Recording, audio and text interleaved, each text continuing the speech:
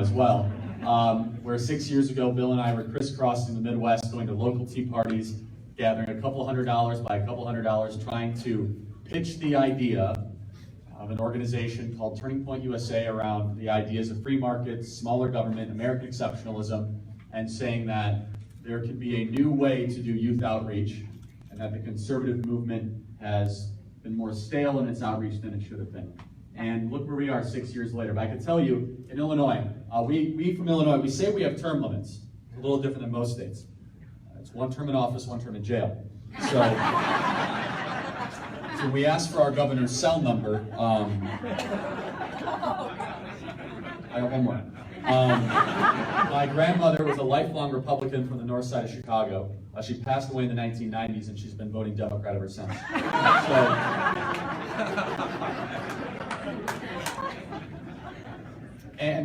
We've had some, to give you an idea, the Speaker of the House of Illinois has been serving twice as long as I've been alive. He's been there 48 years. And everything wrong with the country, everything wrong with Washington, D.C., you can see what's happening in Illinois. Now, we still are going to keep our original office in Illinois as a shipping headquarters and logistics. But as we started to expand westward, and I met Tyler, who worked his way up to the organization as an entry-level employee, and piece by piece and bit by bit, he grew our Campus Victory project, and he grew our other aspects of the organization. We saw energy, and we saw really an atmosphere in Arizona that wanted us there. We always felt like Illinois, the highest property taxes in the country, 5% income tax. A taxpayer leaves Illinois every 9 minutes, to give you an example, and they come to states like Arizona. So we feel welcome here, Governor, because of your great policies, and we can't thank you enough. So thank you. Really means a lot. And this is a net benefit for just the Phoenix metro area of millions of dollars in consumer spending, and obviously taxes and visibility, so on and so forth. So we're so thankful to be here. As I said outside, Candace and I have had a very long month this week. We thought we'd have a nice quiet breakfast on Monday, and it was for a while. And then we met some friends and got hydrated. And if you want to see the difference between how conservatives handle themselves and how leftists handle themselves, you can see Candace and I. So if I had to summarize what happened on Monday in one sentence, I'm going to try my best. White liberals screamed at black conservative Candace Owens that she's a white supremacist for defending a black police force against white liberals that wanted to trash a city that's 44% black. That's what happened on Monday.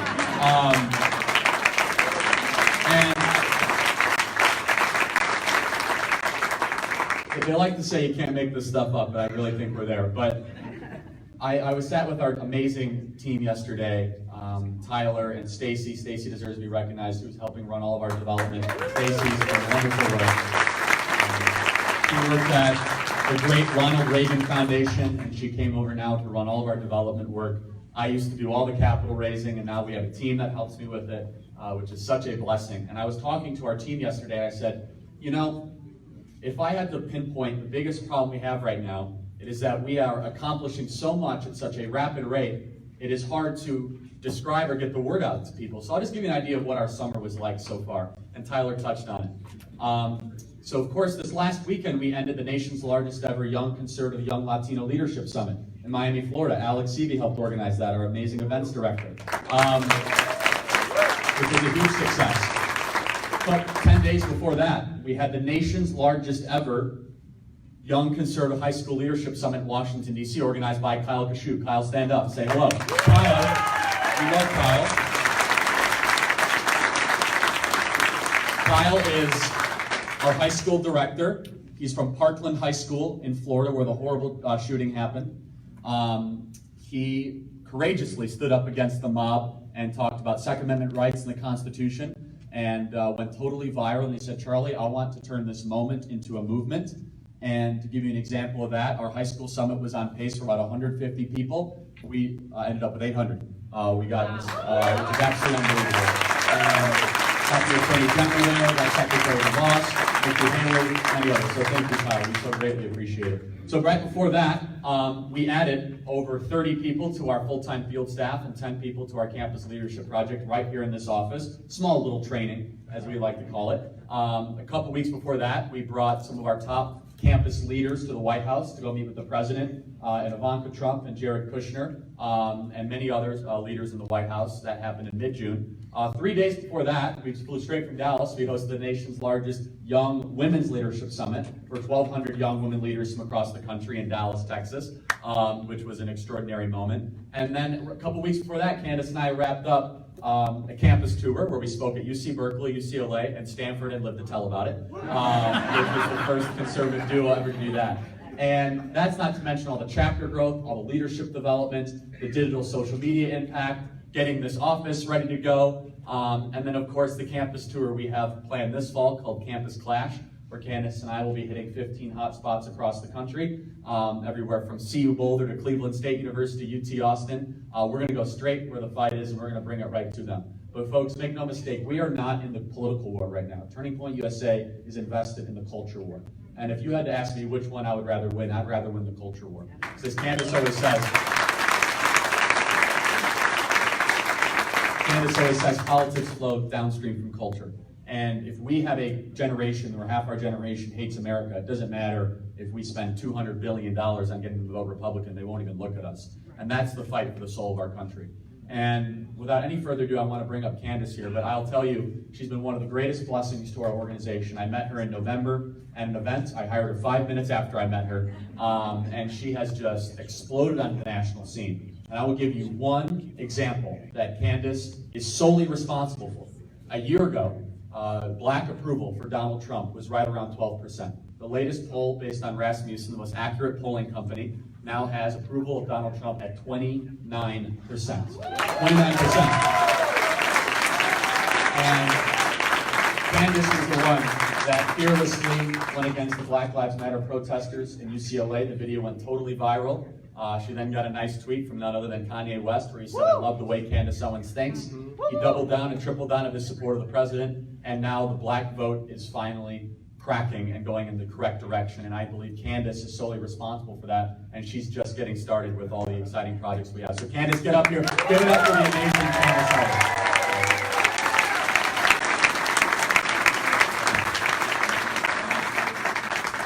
Thank you guys so much for coming out here. This is such an exciting time to be working for Turning Point USA.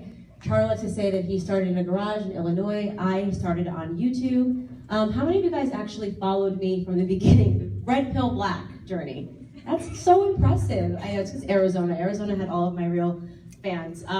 But so I was working in private equity not over a year ago, not even, I guess we're in August, exactly a year ago. I was working in private equity and I was just getting more and more inclined to not go into politics. It's like Charlie said, I'm not too interested in politics, but I am interested in the culture war. And when Donald Trump came down the escalator, and I was not a fan of Donald Trump. I did not initially want him to win. I didn't think he would have made an amazing, brilliant president, which he has proven me wrong. But I was shocked to see that the media tried to call him everything that he wasn't. A racist, a sexist, incestuous, a rapist at one point. And I said to myself, this is the same man that was glorified by the media. Right before he announced his bid for presidency, they loved the Trumps. They loved Donald Trump, and all of the music that I listened to growing up in hip hop, Jay-Z and Beyonce, all of their songs were about being at the side of the pool at Mar-a-Lago, and everyone wanted to be like Trump. And then the second he said he wanted to run for the president of the United States, he of course became a racist. And so I asked myself an important question. I said, is it plausible that racism is now being used as a theme to turn black people into single issue voters? And the answer, of course, was yes.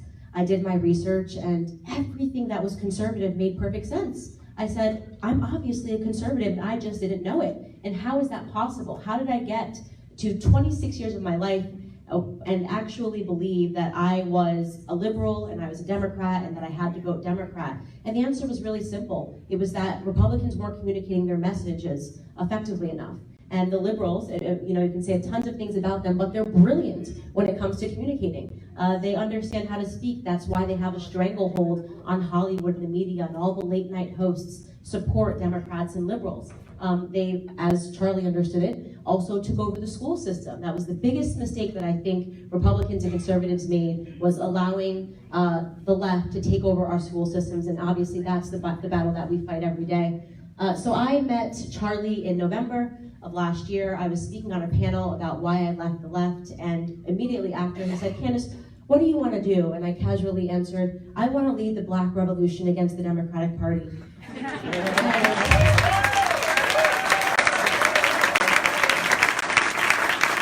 Most people would have probably walked away. Charlie says, "You're hired," just like that.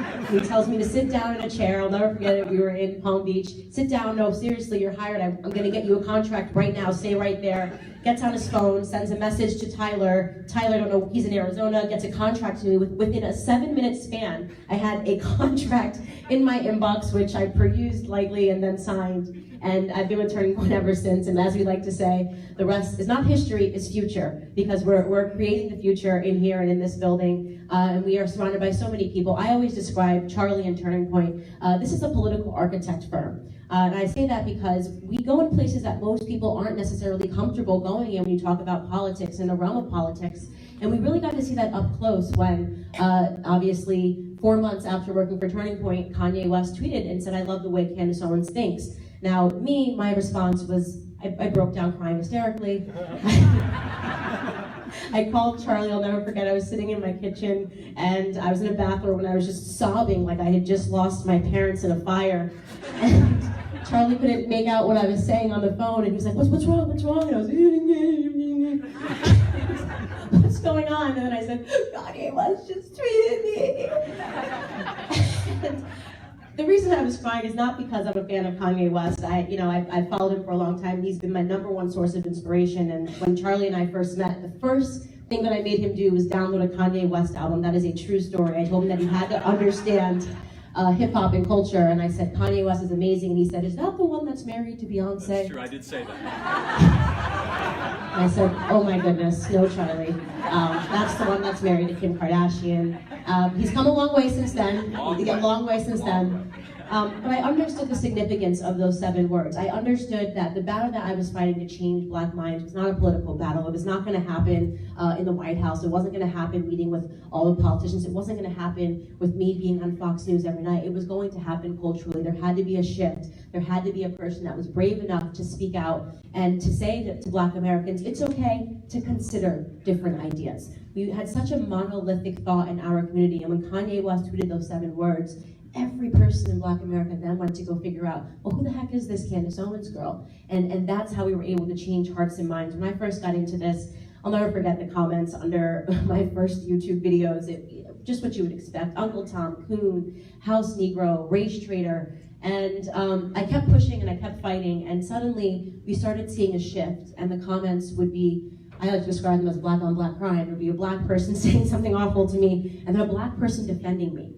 And that was beautiful. That's all I ever wanted, was really to launch a Black ideological civil war. Because if we were trading barbs and trading ideas, then that meant that we were thinking differently. And for so long, we weren't doing that. We were just agreeing mindlessly like robots. So it's been an amazing journey, and we're so uniquely positioned to keep this fight. Obviously, you guys, if you don't know, Brandon, could you stand up? Brandon Tatum.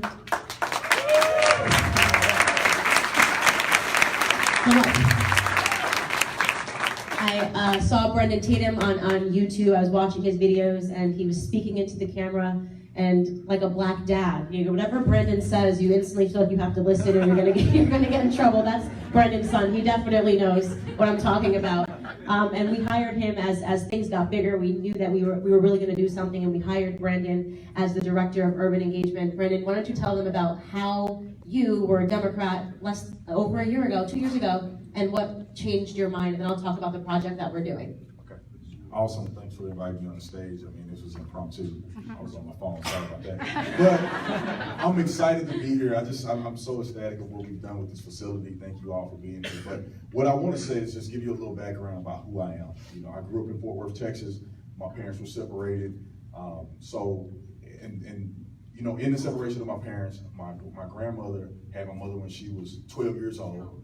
So you can see the projection that people may have thought that I was going down, the path that I was going to go down, but I think God had another plan. So I grew up a Democrat. I call myself a passive-aggressive Democrat. I didn't know I was a Democrat. They just told me I was a Democrat. And then things transpired in my life. I went to college. That was an eye-opening experience for me. I got saved. I went to church, found Jesus. That was another eye-opening experience for me. And then what happened as a police officer in Tucson, I saw that Barack Obama disrespected the loyalty and dedication of police officers around this country, and I had had enough.